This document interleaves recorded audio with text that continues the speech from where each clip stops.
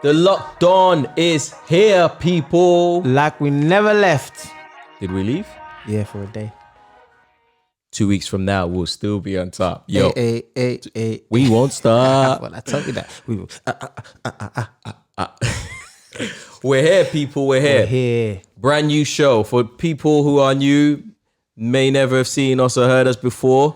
Yes. I am with my boy, The Lok. And I'm with my guy, that guy Don. You know I'm that guy, right? Bro, you that guy. That guy. Yes. So we've kind of switched things up a little bit for you. So a bit more structure. We're going to do this 30 minutes. You have to stay with us. First of all, we're going to give you the weekly recap. Secondly, I'm your hype man. we're going to tell you about the main topic of discussion today, which will be topic. Diaspora Disconnect.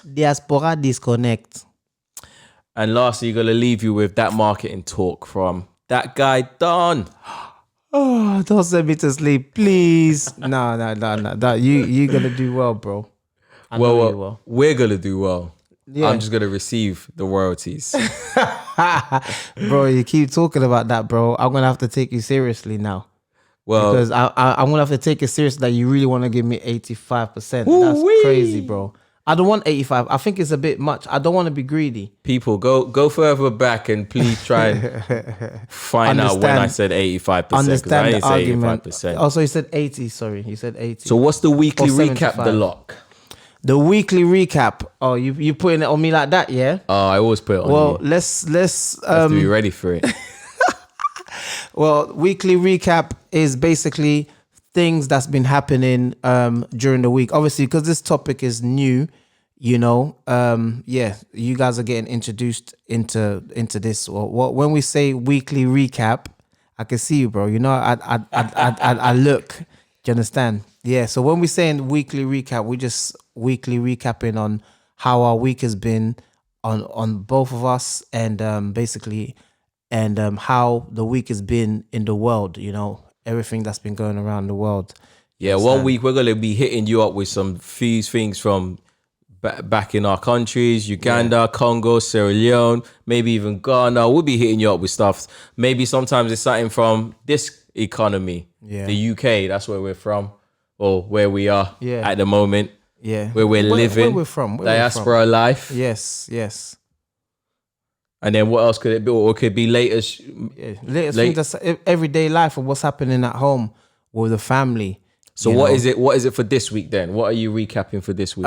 For this week, it's an introduction of what recap is going to be. Got it. You thought. Jeez. Yeah. It's just the introduction of what it's going to be. Man, got nothing to recap for you this week. No, there's loads, man. There's loads. There's weekly recap this week. My toothbrushes are working absolutely amazing, and you know I'm trying to push that guy Don to try and get, you know, to try and treat his teeth right, you know, because you know you ain't treating your teeth right. Poor man in the rich man's world. No, bro, you're a stush man in a poor man world. Get it? Stush man's in a poor man world, so you're not poor, but you're stush. Yo, you will never be catching me with a £200 toothbrush. But anyway, let me never say never, because you never know. You're treating your teeth bad, bro. That's what I'm telling you for a fact. Yeah. I'm treating other things good though. Oh. But let's not get into that. You know, that'll be late night talk. With that guy. All right. So the main topic of today, which we want to talk about, is diaspora disconnect. Yes, disconnect. So let's sit back and I think if you seen the Michelle Obama, I think he's trying to mock me from that. But don't worry. I'll get my own back. So you know when something's so funny, it gets you to the tip of your head. It gets you. Right now, if anybody else is laughing with him, comment down below, because I think he's the only one laughing. Really. Yeah, guys, before he goes on to the topic, make sure you like, share, subscribe, and hit that post notification bell. You know, comment down below, let us know what you think, you know, and support a Black-owned business. Yeah, and actually, just to add on that, So every week we're going to be bringing you something new. This week it's a visual. Next week it's going to be the Lok Don podcast. So if you want to listen to that, and if you want to listen to previous stuff we've done, especially last week, just go on to soundcloud.com/thelokdon. Can also listen on anchor.fm/thelokdon. We're also done in everything. Also find us on Spotify. You can listen to us on that. Apple, Google. Basically, we're pretty loose right now. We're on everything. We're pretty loose. We're loose panties. This one out to my penny droppers. Loving you. Yeah. Okay. So the first topic of today, diaspora disconnect. Yes. Now, the reason why we wanted to speak about this is because we feel it's important to recognize that there is a disconnection that exists between the diaspora and people in the homeland. So for me, I think it's important for us to understand what these disconnections are, why they are here, how they actually exist.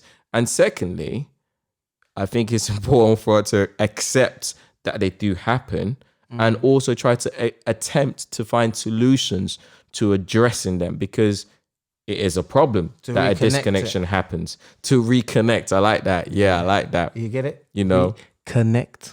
And just to inform listeners, you know, this discussion is probably going to go over 2 episodes because there are layers to it, and it's going to get a bit deep. So just to kick that off, you know what I mean? Level up. Exactly. Level up. So let's start off by explaining what we mean by diaspora, because a lot of people already know what we mean, but what we're saying, the diaspora just basically means any groups of people that are living in a country or a place which is away from their origin or their original homeland. So right now, me and you, Delok, up in the UK, we are part of the diaspora of Sierra Leone, your Congo, who are living away from their homeland. Yeah. You know, and of course, due to globalization, there are many different communities, or diaspora communities throughout the world. Yes. And us both being from an African background and also being around mainly African and Caribbean household, our experiences are going to be more shaped up to understand people from those 2 communities. So I think when we speak about disconnection, a lot of what we have seen are going to be from those communities. However, having friends from other communities, whether they be Irish, Asian, Filipino, Vietnamese, wherever they're from, I've also seen similar traits from their community, and also some differences. Yeah. So I think this can also relate to you, regardless of your race, your color, or your ethnicity. But we'll see. If you do find that what we say is similar to your communities, let us know. Comment down below. Comment down below.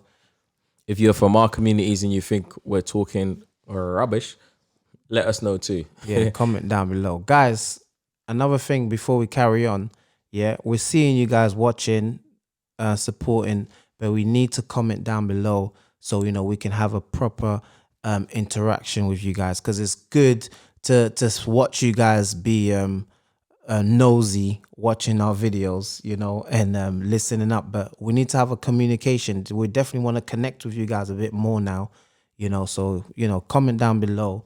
You know, we thank you for the liking, thank you for the sharing, thank you for the views, but now it's time to start commenting. Yeah, so let's start the first conversation. So let me spread the scene, you know. Yes. Spread out the scene. For me, I think before you can talk about a disconnection, you have to understand the different types of audiences that we're talking about. And for me, it's not just about the diaspora on one end and the homeland on the other. I think we have to break it into 3 parts. So the diaspora and the homeland, I think we have to break them into 2 parts. One part is the working class population and below, which usually represents probably 60 to 80% of the population. And they usually have the lowest distribution of wealth in the homeland, and our homeland mainly. The other half, which is over to your side, is the middle class. So the middle part here is the working class. They're in between both of us, but extending more towards me. And then you've got the diaspora away from me. That middle part, what percentage is that one? The middle part is 60 to 80%. They're the majority. Okay. That I'm part of it too, Be part of that. Yeah. And I get the 25%. You're the 20 to 25%. Brilliant. Middle class and above, I will call it. Middle class and above. And you earn, or you represent, usually the majority of the wealth in the homeland. Okay. So you're a smaller population, but you represent the majority of the wealth. Whereas over here, we're a bigger population, but we've got less of the wealth. I like that. And I think it's important to understand that these three different types of audience exist: diaspora, working class and beneath, and middle class and above. Yeah. And I personally feel that the people from the diaspora actually connect more with the middle class and above, which is you. Okay. I think that probably, if you look at the economics of it, your people would be the main or most likely people to have the resource to actually come over to the diaspora. So I guess naturally there'll be more of a connection there. Not to say working class people from the homeland don't come across, but I'm saying it's probably got to be more people middle class that can afford. When you say come over, you mean like escape home not escape, just relocate. Relocate. Relocate from their home. Either way you want to say it, either way you want to break it down. Escape, relocate, dislocate. Poverty, but how could you escape poverty if you're already a working class wealthy? If you're a working class what? If you're already a working class above, what are you escaping? No. Working class and below. Middle class above. Yeah, middle class and above. What am I escaping? Well, that's why I said relocate. You're the one that said escape. Exactly. Relocate. Yeah. So it goes. See, when you come with that, to that guy Don, innit? He has to. I forgot what I was saying. So you won. Take that one. Take it. Take it. So I think it's important to recognize the three different audiences that we're speaking about today. However, for right now, we are going to group up the two homeland audiences to one, because my statement is that overall, collectively, in regards to the homeland, there is a disconnect between the homeland and the diaspora. And I feel the disconnect comes more from the diaspora to the homeland. And this is more so probably to the younger generation. Like there's a feeling amongst a lot of people in the diaspora, particularly the young, who feels let down by the homeland. And when I say let down, I mean as though they would say things like, what has Africa ever done for me? Yeah. And this is also my Caribbean people. They will be like, what are those people over there doing for me? When people in the diaspora are going through their struggles to be what they are being, sometimes when you're going through that struggles and you interact with people from the homeland, you sometimes can feel as though, they are not really there to help you. And on top of that, I feel like a lot of people also feel when they interact with the homeland, it's always a one-way relationship where the homeland is looking to take from you, but they're not looking to give you anything. Yes. I know for people who... There's no problem in taking. There isn't no problem in taking. We have to try to help building each other as well. Well, this is why we're having the conversation. And I Yes. think I know there's a lot of people that will be like, nah, I'm not like that. But what I'm saying is, from the small minority of people I've been around, I've heard these sorts of conversation and these sorts of rhetoric so many times. And to be honest, I used to be a person that fought in that sort of way. Like, why is the homeland always just taken from me and not doing anything for me? Yeah. So when I hear other people saying these things and thinking that, I'm not here to say I condone it, or I'm not here to even say I condemn it. I'm here to say, okay, let's try to understand why they're saying what they're saying and see what solutions we can perhaps help to bring about that reconnection again. So I like to term these individuals as frustrated diasporas cans. New word. Diaspora cans. New word. You get it? New word alert. Diaspora cans. Diaspora cans. Yeah, so frustrated diaspora cans. Americans. You know what I mean? Africans, Mexicans, diaspora cans. Diaspora cans. So the Lok, have you ever been one of these frustrated diaspora cans? Of course, certainly. Because you know what?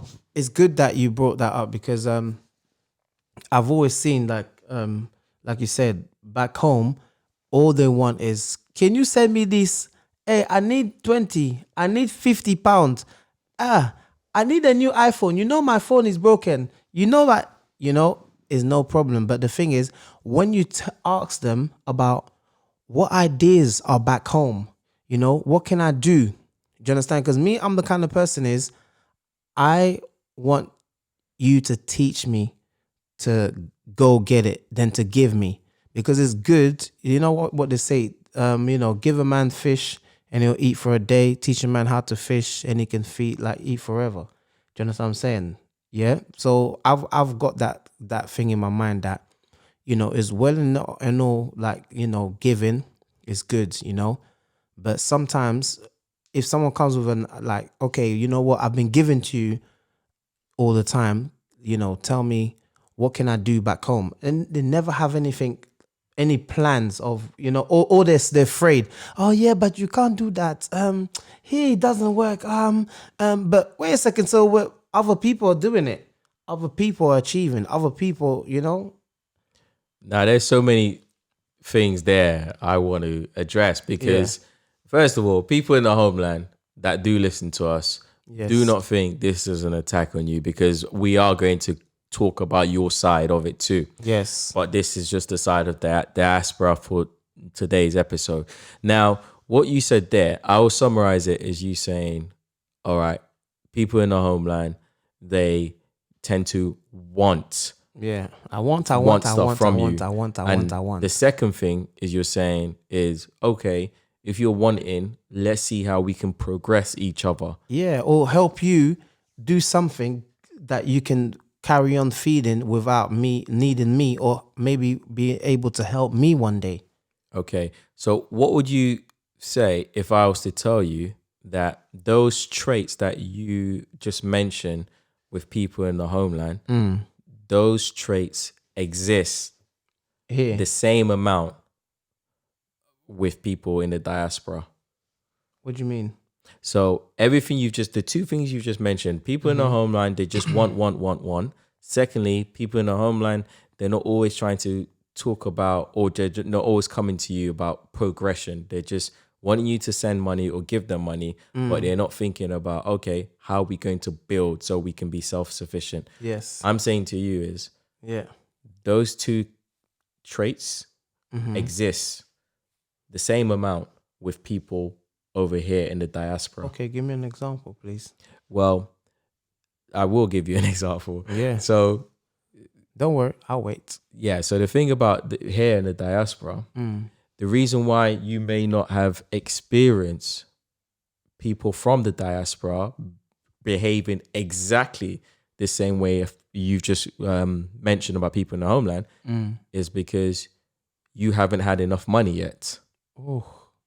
you know. Put it out there. Like you have been just it like out myself. You just haven't had enough money yet. Yes. When you get a certain amount of money, Yeah. that's when people in the diaspora are going to approach you in that sort of way. And let me finish.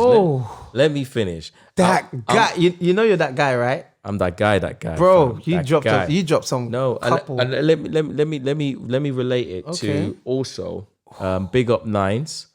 You know Nines, NW rapper. He must have released a little video for, I think a track he's going to release called Crabs in a Bucket. And in that, he mentioned one phrase which stuck to me.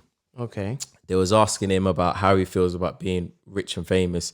And he was like, I was rich before I was famous, but now because I am famous, people think I am extra rich. And what he was saying there and what the video was showing from what I saw is basically before he was famous, he was rich. He had P. Yeah. He was saying. And when he had P, people were still coming to him with their problems, because when people see you've got cash around, all they're thinking is, oh, how can you help me solve my problem? Yes. Not even about what's going on in your life. Yes. So all these people are coming, you know what I mean? And what he's saying is, now that he's been famous, everyone just thinks he's got even more money. So more people even coming than before. And what I'm saying is that relates to what you're saying, because if people start knowing you are the guy that has P over here in the UK, I'm gonna get the handouts. Are gonna come and ask you for help. What handout without no ideas? No, let's grow together, or how you doing it? Help me get it. It would be exactly the same as the homeland. Jeez, that's a powerful message right there, bro. It's true. Yeah. And you know what? The diasporas in the UK, let's get some comments down below, man. Let's hear it. Because you guys are quick to diss, you know, as well. The diaspora here is in the you guys are quick to start dissing, like filling it up. Do you understand what I'm saying? But let's see some comments down below, you know. And I've got a confession to make. I used to be one of those crabs. Confessions. I used to be one of those crabs in the bucket.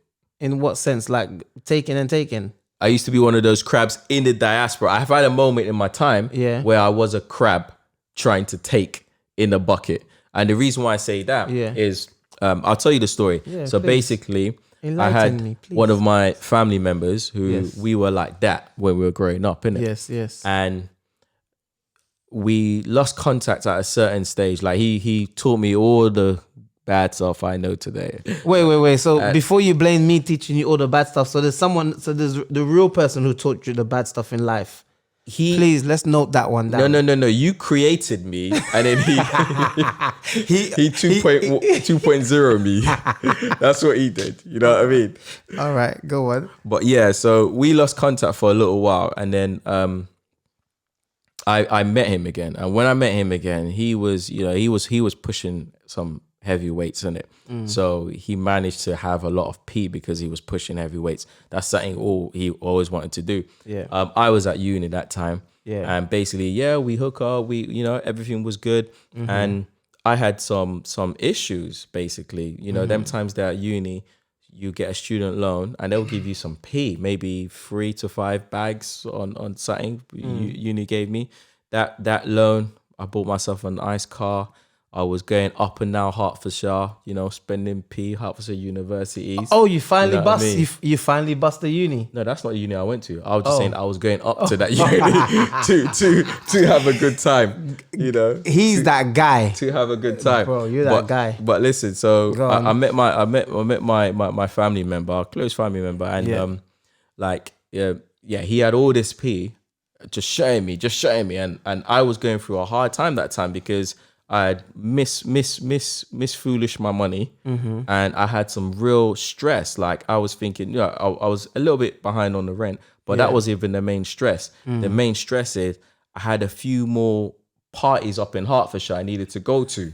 And I was thinking, oh man, how am I gonna make these ones, man? Yeah. And if I go, I can't even blow up like the way I used to blow. Yes. So them stress that are just like, oh, how's this gonna happen? And then my man just there with the P. So I'm like, fam, how about you send some my way and then I will pay you back, obviously, when my loan drops, because it's going to take a little while for that loan to drop, And, we had our first world issues that we needed to sort out. But anyway, he actually didn't end up giving me the P. But in the end, but He was I like, was a call me. Nah, but to be fair on him, he didn't give me the P because and it's something else I want to touch on because basically he got set up. He got into altercation, and I had to drive and pick him up from the hospital. Okay, and it's mad because he got set up by somebody who a few weeks later they were rolling around. It's like me and you rolling around. Like I'm showing everyone, yo, this is my boy, the Lok. Yeah. We're rolling around. And then 2 weeks later, someone's going to pick me in the hospital and I'm telling them, yeah, the Lok set me up. No, you mean that guy Don set me up. That You'll be the one setting me up, bro. But so what the reason why I want to touch upon that too, because sadly, I think after that incident, the person I'm telling you that they said set him up, that person I read in the paper, he got killed. He got murdered, innit? Wow. I don't know why he got murdered or what it was connected or whatever. Yeah. But from seeing how those things going, I started to say, Ray, you know what? I need to be careful about being associated. This is not my lifestyle. All you can see is your mum with the stick.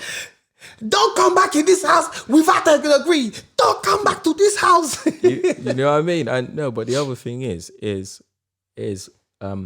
death by association. I think a lot of people from our community are not aware. Like basically what I'm saying is you're moving with somebody because you're just cool with that person. Yes. But if that person's enemy sees you moving with them, that enemy is just thinking, okay, is that how they're moving? Yeah. And one day when that enemy is coming, yes, you might be in the wrong place at the wrong time. And lots of those mistaken identities or shootings that I think we see, I think like if they look deeper into it, it might even be a death by association. Yeah. So just because that person was in that place where there was somebody else that the shooters were targeting, that person unfortunately died, and it's a problem. And I think for me, I made a conscious decision that I need to stop being associated like strongly like that, because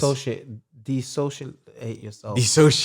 Yo, I needed to do something, but but that's what happened there, innit? And I think the point I was trying to make, first of all, that you never got the P. I didn't get the P, but I was one of those crabs in the bucket trying to get that P. You know what I mean? Gosh. It didn't work out, man. Wow. And Mum, I was living a reckless life. You know when your mum try and give you those advice? Yeah. Stop being reckless. Let me just be reckless and live. You know what I mean? Let me just live. Like it's not like if I got that P, I'll be thinking, oh yeah, shall I not be reckless? You know what's gonna happen, innit? I'm gonna to be or not to be.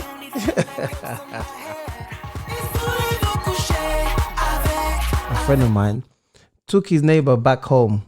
Yeah, his neighbor became back home more than him. He went, married a woman from back home. Yeah, this is a white neighbor. Married a woman from back home. Had the woman for a little bit, like 2 years, whatever. Divorced that woman. Went back home again. Married another. Yo, it sounded like he was living, bro.